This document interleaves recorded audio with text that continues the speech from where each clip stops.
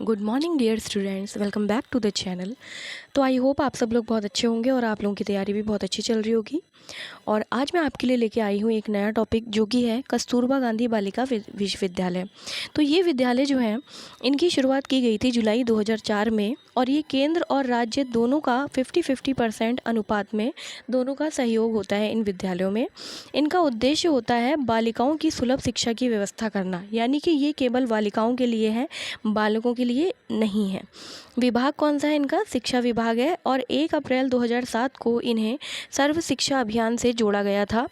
2007 से ये सर्व शिक्षा अभियान का ही घटक बने हुए हैं अभी तक और 2018-19 तक 3600 बालिका विद्यालय खोले जा चुके हैं। तो राष्ट्रीय शिक्षा नीति 1986 में स्त्री शिक्षा के प्रचार प्रसार पर विशेष बल दिया गया था और इसी नीति का पालन करते हुए 1989 में महिला सामर्थ्य प्रोग्राम शुरू किया गया। ये प्रोग्राम ग्रामीण और पिछड़े वर्गों की महिलाओं की शिक्षा के लिए था। तो वर्तमान में यह देश में 10 प्रांत, 102 जिले और 21,000 से अधिक गांव में चलाया जा रहा है। इन विद्यालय का नाम रखा गया था महात्मा गांधी जी की पत्नी कस्तूरबा गांधी जी के नाम पर। कस्तूरबा गांधी जो थी ये केवल 6th क्लास तक पढ़ी हुई थी और इनकी शादी 13 वर्ष की आयु में कर दी गई थी। ये एक आवासीय योजना है, यानी कि यहीं पर लड़कियां, हॉस्टल टाइप का है, लड़कियां यहाँ रहती हैं, मुफ्त में उनको शिक्षा भी मिलती है, वो रहती भी मुफ्त में है, खाना पीना भी मुफ्त में होता है और साल में 2 जोड़ी कपड़े भी मुफ्त में मिलते हैं।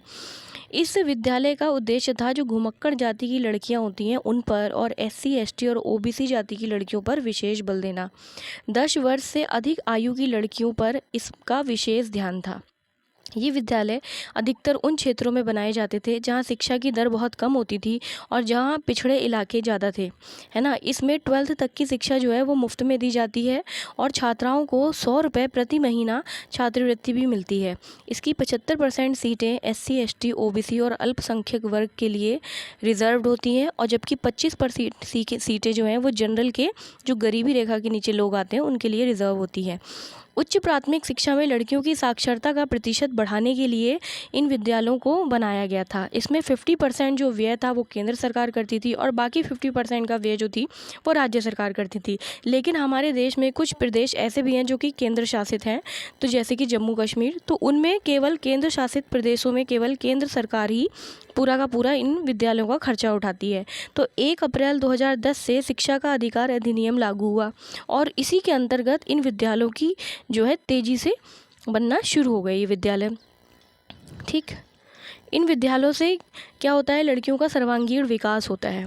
अब इन विद्यालयों में एक कमी ये थी कि यहाँ पर जो प्रधानाचार्य और शिक्षकों की नियुक्ति की जाती थी वो स्थायी ना होकर संविदा द्वारा होती थी और उनका वेतन भी बहुत कम होता था।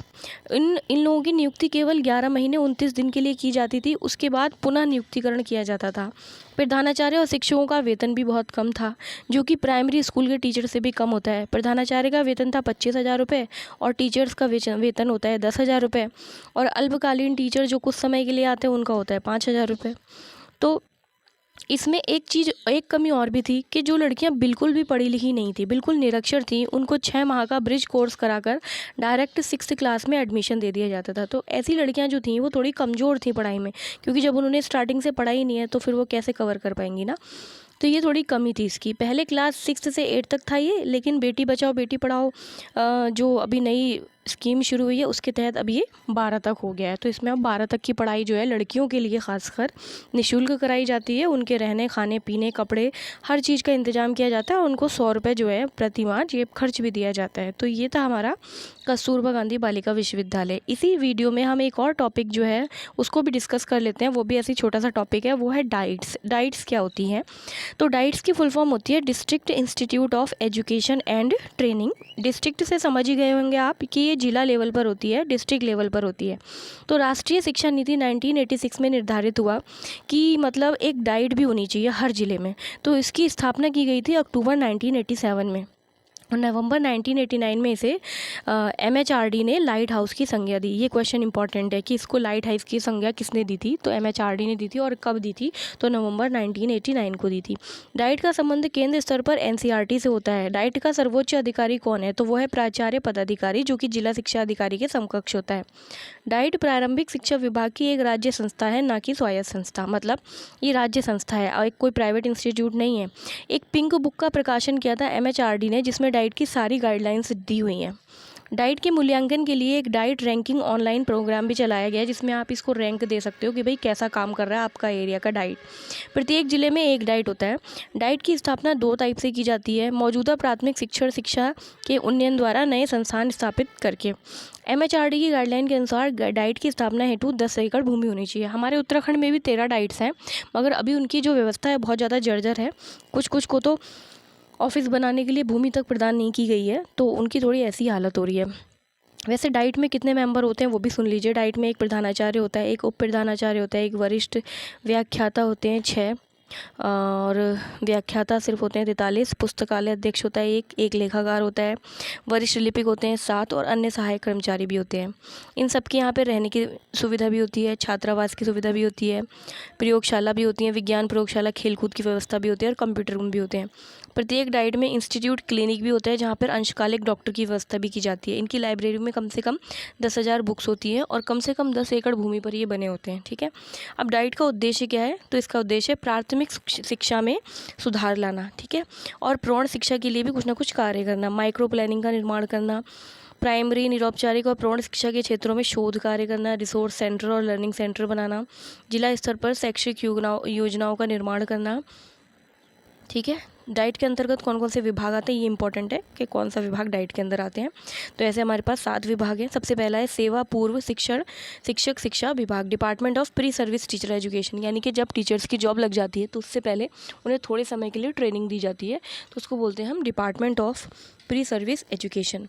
नेक्स्ट है आपका सेवारत कार्यक्रम क्षेत्रीय अंतःक्रिया एवं नवाचार समन्वय। आफ्टर जॉब लगने के बाद कुछ नए नए इनोवेशंस होते रहते हैं ना टीचिंग के फील्ड में, तो उसके लिए छोटे छोटे प्रोग्राम्स वगैरह या फिर सेमिनार वगैरह कराए जाते हैं, ये उसके लिए होता है।